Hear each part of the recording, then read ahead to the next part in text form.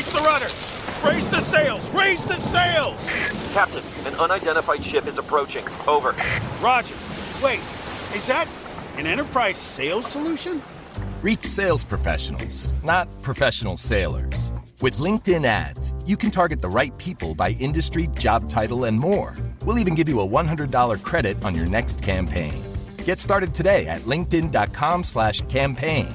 Terms and conditions apply. Hello, everyone. I just want to tell you about a podcast I think you'll enjoy. If you're like me, I'm always on the podcast apps looking for something else scary to add to my feed. And this one is called The Most Terrifying Places in America by the Travel Channel. On the podcast, they visit some of the creepiest locations across the United States. They go to a hotel in New England where guests wake up and they're covered in scratches.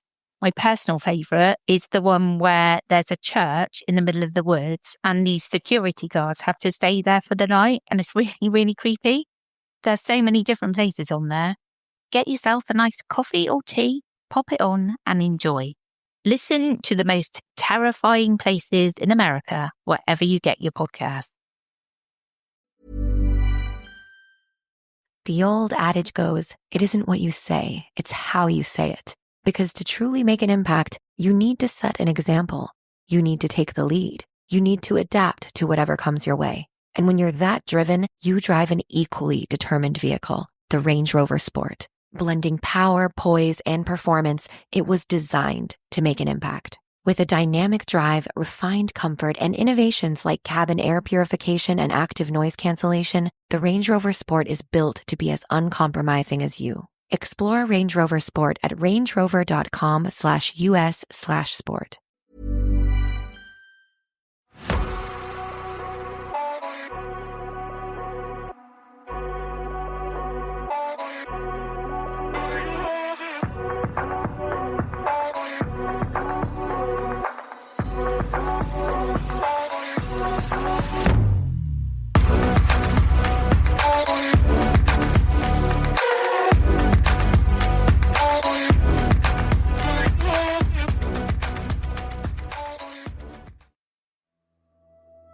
Hello, I'm Sarah, and welcome to day number 6 of 14 days of summer fear.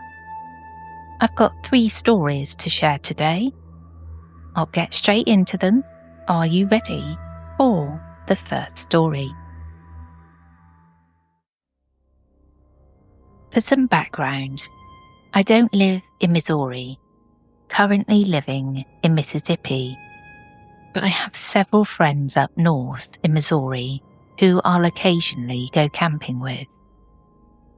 These 2 incidents happened about 2 years apart, and both happened in Missouri. And funnily enough, one of my friends was present for both incidents. The first incident happened outside Ozark. I don't remember the exact location, but I remember we took Highway 14/125 outside of Ozark, and it took us about 20 or so minutes to get from the Walmart to Ozark, which is where we met up to travel to the site.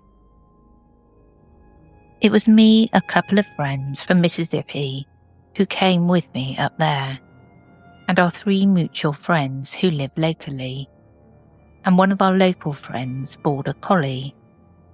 This wasn't a dedicated campsite or anything. It was literally off the road, down a small trail, going down a steep hill in a valley with a creek running through it. One of my local friends, who liked to scope outdoor sites for bouldering and rock climbing, had found out about it, and his family had been coming out to this place for a while. So he was pretty familiar with the area.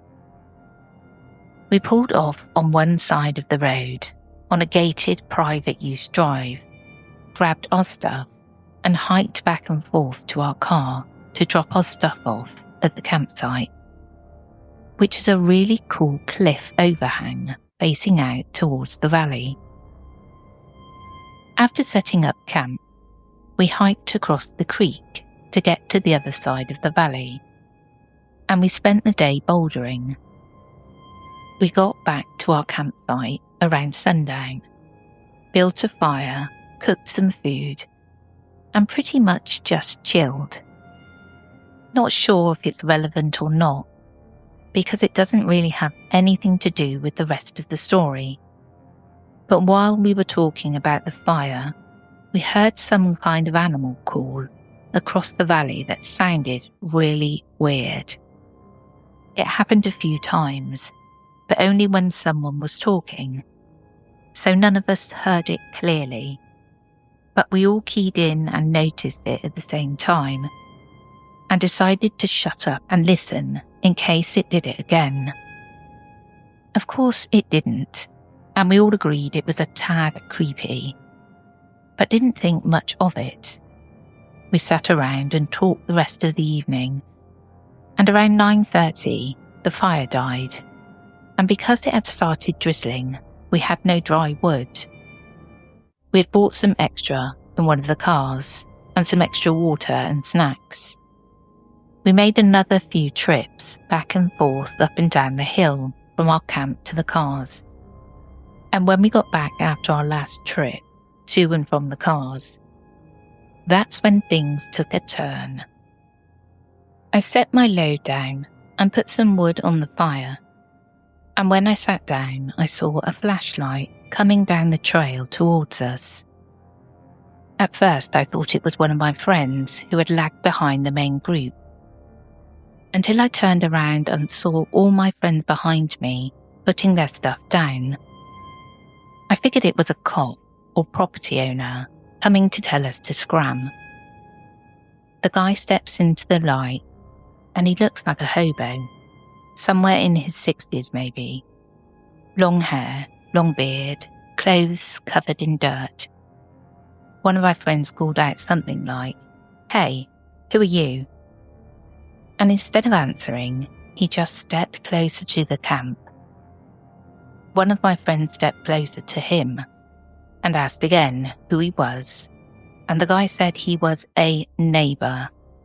We asked if we needed to leave, because I think we all thought this cave overhang might be where he stays usually. But he said no, and that he was out looking for arrowheads, and that he found plenty in the area around our camp before. He basically said, "Don't mind me," carried on, and then started hiking straight down from the cave to the creek bed at the bottom of the valley. This was straight down a steep incline, covered in trees, bushes, and even a little stream feeding into the creek. It wasn't something I would do in broad daylight, so it would be even weirder for a 70-year-old to go at it with only a flashlight in the middle of the night. I took that as a sign he knew his way around the woods. Even then he moved pretty slow, and we watched him from the cave until he disappeared.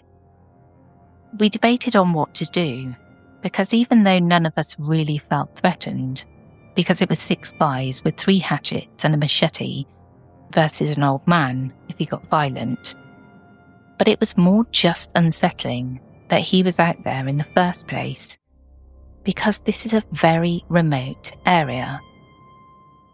We decided to just leave in case he decided to come back while we were sleeping, and we grabbed as much as we could and started hauling essential stuff from the camp back to our cars.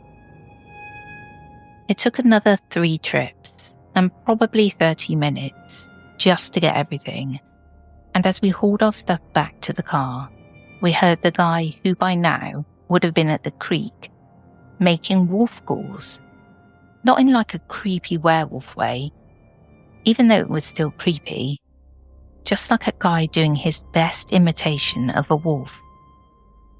We finally got everything in our cars, and right before we got into our cars to leave, my 3 friends that were parked behind, who had travelled separately in their own car, suddenly yelled, "We gotta go, now," and jumped in the car.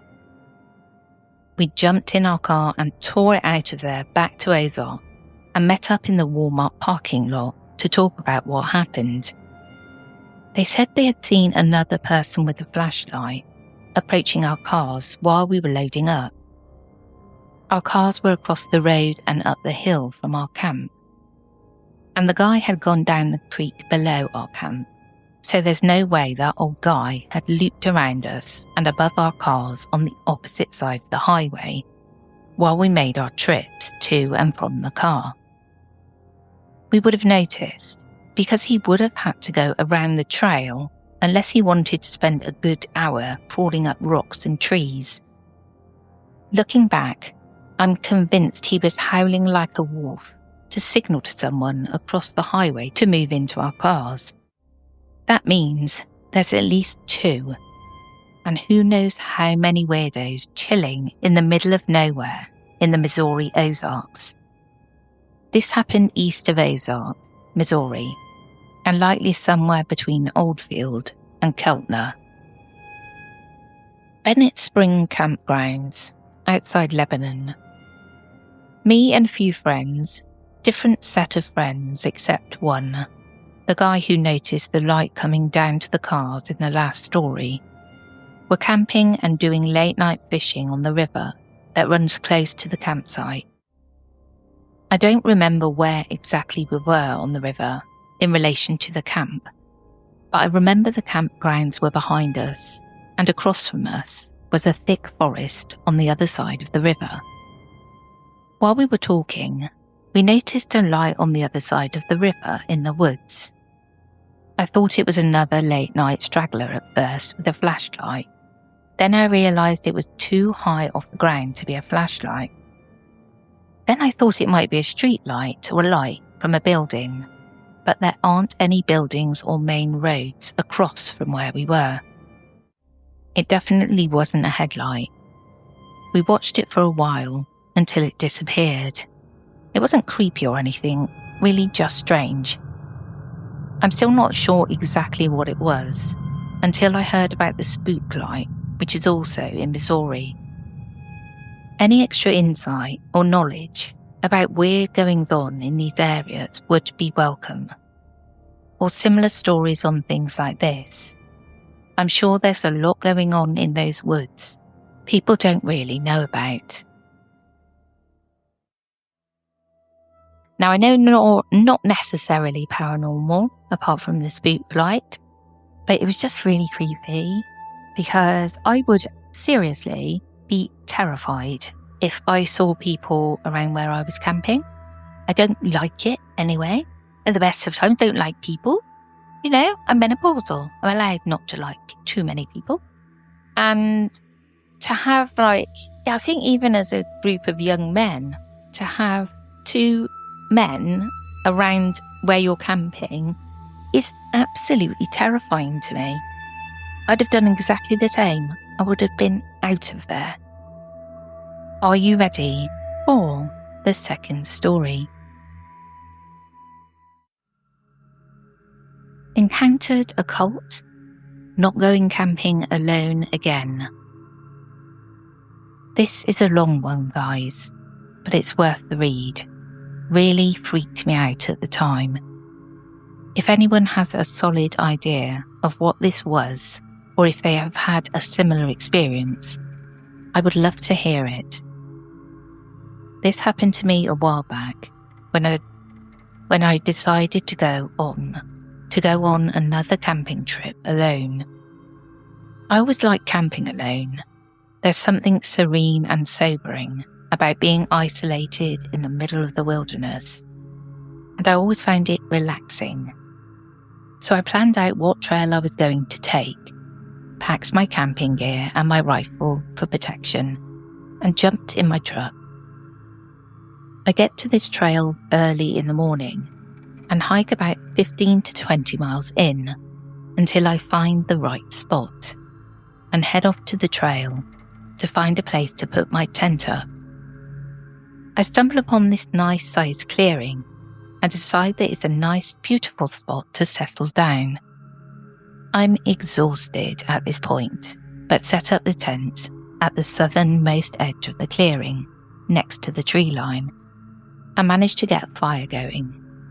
I race some weenies and start to hear a sound in the distance, underneath all the forest noise. It sounded like an animal, most likely a deer, with a lame leg, as it sounded like the animal was making a walking stroke dragging noise.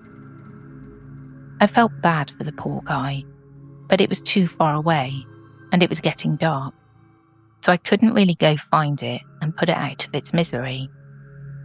Think nothing of it after that and go about eating my food. After I eat, I douse the fire and crawl into my tent and insert myself into my sleeping bag. I decide that even at my exhausted and relaxed state, I can't go to sleep, so I pull out a book I brought with me and start to read by the light of my lamp. Hours go by and I hear that sound again, this time closer, right at the opposite side of the clearing. Surprised, I put my book down and listen to this animal drag across the clearing towards my tent. It's really loud at this point, and it now sounds like the hooves are all being heavily planted, with the dragging noise following seconds after, like the deer is dragging something along. It makes it to about what I assume is the middle of the clearing and stops, and I hear nothing, no breathing. I mean, not a sound from this animal. I unzip the tent and look into the clearing. Nothing but trees and darkness. What the heck? Unnerved at this point, I zip the tent back up and sit there listening for other noises. Nothing. Just the crickets and the breeze. I decide that there are a lot of strange noises in the woods and tried not to let it bother me. Besides, I had my rifle. I start to doze off when I hear men's laughter off in the distance to my right. Then women's laughter and sticks snapping far off to my left. I'm up now, wondering if what I'm hearing is really what I'm hearing, or just a product of being half asleep. I hear more faint laughing from a couple of other directions, all different, i.e. old men, old women, even children, and confirm that it's real. The noises are closing in, and I grab my rifle, preparing to fire a warning shot, off in the air in case they came too close. Something about this laughter, how far in I was, the noise earlier, and the time of night told me that this was just not another family strolling through. I was on edge, enough already, but then I noticed that the nightlife was dead quiet. Not even the wind was making any noise. I decided enough was enough. I unzipped the tent and fired a shot into the night. I sat there, surveyed the tree line, saw nothing, listened intensely to my surroundings. No laughing and the forest sounds had returned. Relaxing just a bit and figuring that scared whoever off, I sat down and in my exhausted state I fell asleep. I wake up later in a cold sweat, racked with anxiety, and it was still dark outside. I immediately hear two people whispering not far from my tent. Alert, grab my rifle and listen to what they are saying. I can't make much out, but I hear something about being lost, so I shout, "Hey, who's there?" The voices fall silent. I shout again, "Are you guys lost? Who's there?" Suddenly a huge burst of flame, like a flamethrower, erupted from the middle of the clearing, illuminating several silhouettes of people just standing around. In shock, I fire my rifle, blowing a hole in the front of my tent, and it goes dark. Without checking my surroundings, I get up and sprint out of my tent, making a hard left back to where the trail was. I hiked until sunrise, back to my truck, with my head over my shoulder the entire way. Never heard anyone follow me, never saw anyone or anything the whole way, but couldn't shake the feeling I was being watched. After that, my enjoyment of camping alone left me, like I left all my gear in the woods that night. That's another one that's terrifying to me. I kind of like it though as well. I just imagine they were standing around like doing a pagan ritual or something, you know, like the movies, like the folk horror, that kind of thing. Are you ready for the third and final story? Trinity Elk Summer, 1982. After my previous post, I was asked to share some other experiences my family and I have had. In the late 70s, my parents had a fascination with TV show Grizzly Adams and decided to move my sisters and I out of Southern California to the wild woods up north. We literally packed everything up in a trailer towed by our old trusty Ford Limited and headed for the Great North. We ended up in a cabin up past a small town, if you can call it that name, Denny. At this time, the government actually leased land to people, and we had 40 acres where two rivers met with a small cabin on the land. The cabin was only 3 rooms, the front room with a wood stove, and 2 twin beds for my sisters. The kitchen had a propane stove and a refrigerator. The cabin had no plumbing or electricity, so these items running off the propane was a godsend. The last room was my parents' room, where I had a small bed in the corner. It really was a bit of a rundown place. Just to the back of the cabin was the outhouse. It was horrible having to go to the bathroom at night, walking up the hill to the outhouse, especially when cold. Since we were so isolated, a kid could do what he wanted, and basically that is what I did. I used to take my horse and explore the back country. I was only 11, but my parents pretty much left me alone as long as I wasn't bugging them. Yes, I was neglected, but at the time I loved my freedom. I would sometimes go out for 2 to 3 days.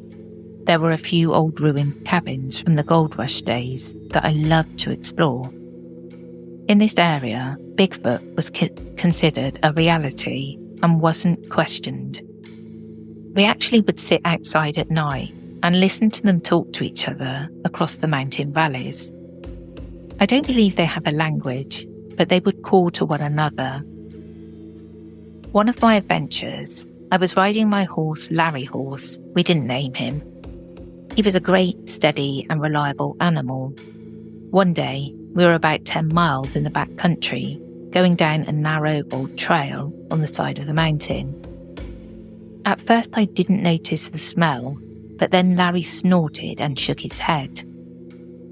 That's when I noticed the smell that was just horrible. I can only describe it as something akin to a nasty sweaty gym bag with a mixture of wet dog. At this point, Larry stopped moving forward and I noticed everything was silent. The hairs on Larry's and my neck stood up, and I knew I was being watched.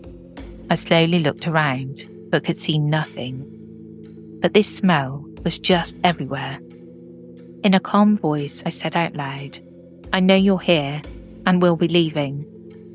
I then backed Larry up a short ways to where we had enough room on the trail to turn around.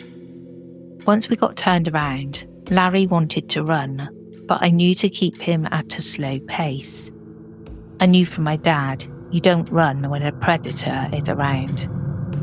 After about 100 or so feet, the smell faded and Larry's ears perked up and the feeling of being watched dissipated. It was at this moment from back down the trail I had just come, I heard the call. I have to admit I peed a little at the sound and let Larry go to a somewhat faster walk. The old adage goes, it isn't what you say, it's how you say it. Because to truly make an impact, you need to set an example. You need to take the lead. You need to adapt to whatever comes your way. And when you're that driven, you drive an equally determined vehicle, the Range Rover Sport. Blending power, poise, and performance, it was designed to make an impact. With a dynamic drive, refined comfort, and innovations like cabin air purification and active noise cancellation, the Range Rover Sport is built to be as uncompromising as you. Explore Range Rover Sport at rangerover.com/us/sport. Celebrate 95 years of better appliance shopping at Bray & Scarf's anniversary sale. Going on now. Save big on in-stock refrigerators and best-selling washers and dryers. Plus, get savings on top of savings with stackable rebates on select GE Profile and Cafe packages. With nearly a century of expertise, Bray & Scarf will always get you the best deal on the best new appliances. So hurry to any of Bray & Scarf's convenient locations or shop online at brayandscarf.com, where it doesn't cost more to get more. It's a great story, isn't it? I do remember Grizzly Adams myself, and I think we were all a bit neglected back in the 70s and 80s. It was just the way life was back then, you know? I do believe in Bigfoot. I'm sure everybody knows that. I do believe in Bigfoot. I just think there's too many sightings, too much consistency for there not to be something. Well, that's it from me today. I hope you enjoyed, and we'll catch you again tomorrow. Take care, everyone.